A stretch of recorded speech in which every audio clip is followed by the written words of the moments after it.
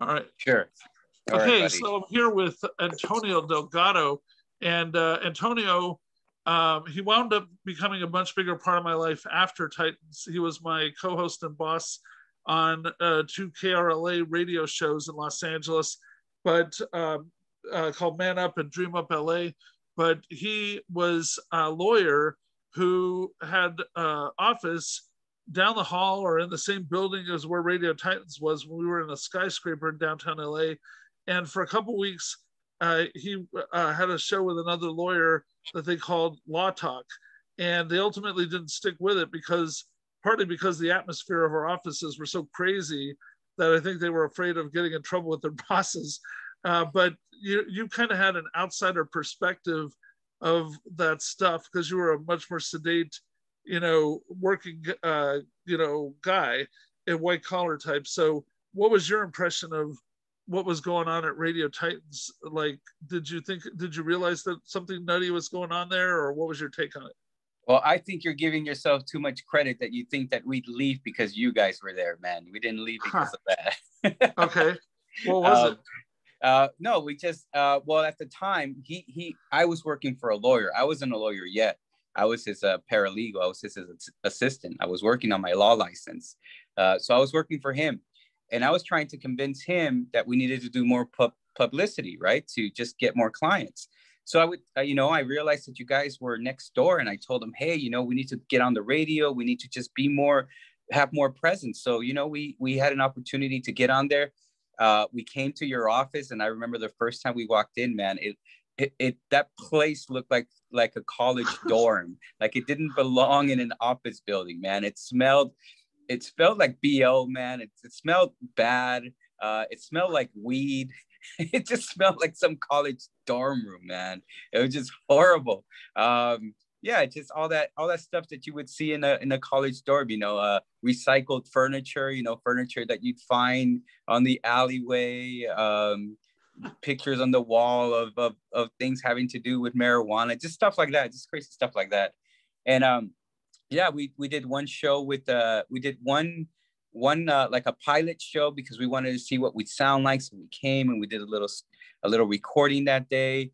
But for whatever reason, he didn't want to do it. He was a pretty shy guy at the time. So I don't know if he saw the value in it just because he didn't want to be such a public person.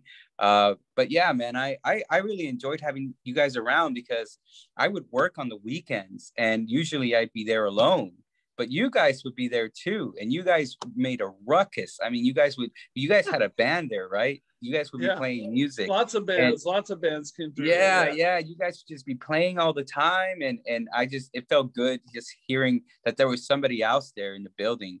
But I just felt a little sad just because you guys never invited me back there to hang out with you guys. I think you would have got more support from your fellow tenants in that neighborhood if you would have invited us over to hang out with you guys. But it was fun, man. I just have fond feelings of that place, fond memories of that place. I remember the weed just seeped through the walls so we could smell it in our office. Our clients probably thought that 1 second, Antonio. Yeah. Here we go again. Okay, so you were still commenting about the vibe there that you missed out on it. Yeah. So I remember the first time we walked in, I walked in there alone because I wanted to check you guys out and just it just had that dorm environment. I remember that at that time we did that pilot show and it was with Sal. I think you had a co-host named Sal at the time. Yeah, Sal Rodriguez. Yeah, Sal Rodriguez. He was good, man. Really friendly guy.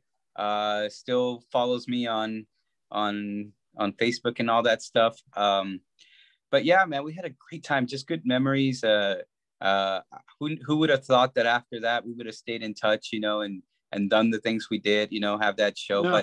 But that's why I came to you because when I wanted to do my radio show, I thought to myself, oh man, who could possibly help me with this? Who has the experience? And bam, you came to mind, Carl, because I met you. But that's how life is, you have these little connections and then later on things happen. And we did the Man Up show and we did so much after that, man. But but yeah, man, just good memories. I think I left before you, right? I think we ended up leaving before you. That building we moved. Okay. Yeah, because in that building, I think they were remodeling. Oh yeah, they were remodeling, and they were gonna up our rent. So everyone in that building just decided to leave, and we took off before you guys. Yep. Yeah. Yeah. How about Okay. you? What do you remember from that day when we came by?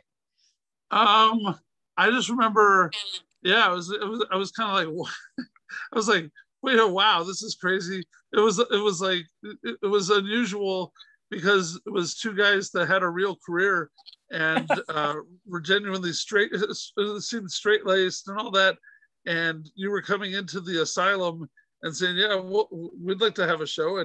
And I know we were excited, but it was also, it was kind of funny, like having a couple of guys in shirts and ties showing up because I was the only one who would ever put on a shirt and a tie, and I only did that occasionally. So did you do that for us? Did you put on the shirt and tie for us? Maybe, I don't know. What I remember doing it for was what I would do. I would save it for the management of the building because they would complain every 2 or 3 months that there was, some people are reporting a strange smell coming from your studio. And I was always like, and so when I knew that there was an appointment coming up where they were going to hold me to the fire, Yeah. I usually had a day's warning, like management needs to see you tomorrow, Mr. Kozlowski.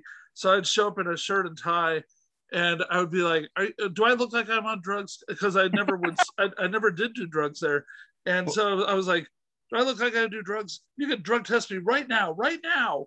I said, "Look at me, come on!" And I would put on the big show, and then they would all roll their eyes and just tell me, just watch out, Mr. Kozlowski.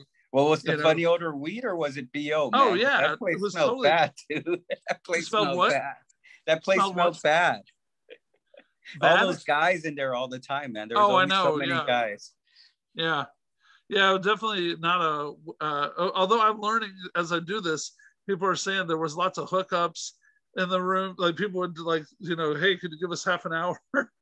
Oh, I can imagine, man. I can only imagine. Having sex in like the 11-story skyline view of LA. How do you miss that? You guys had an awesome view from that place, man. It was pretty sweet. Yeah, man. You guys had a skyline view of downtown from that station. And the hands down, the dumbest thing about the whole thing was that I had all that, and I never invested in a couple of video cameras. So we never even took advantage of the amazing view. We'd have people like Jim Belushi show up and be like, "Oh my God, this is the greatest office ever for a podcast." But then they'd be like, "Are you getting this on video?" And we'd be like, "Oh no." And they would look at us like, "Are you retarded?" And yeah. No, and I remember, I think we asked if we could bring camera. Didn't you say you had a package with cameras, didn't you? I remember you offering a package with cameras. No? Well, I think somebody had cameras, and it was a possibility, but we never really executed on it. Yeah, because your camera, the way that you set up that thing, you guys were against the wall, so all you would see would be your Radio Titan poster or a white wall, kind of like what's behind you right now. All you had to do was turn the tables, man, and you would have seen that incredible view. But no, you guys decided to face the window so you guys could look out the window, but instead of your audience looking out the window, man. It was pretty dope. It was nice. Yeah. All right. Great well, time. Hey, unless you have anything else that springs to mind, I'll cut the tape at least. Hang on. I'm trying to keep the interviews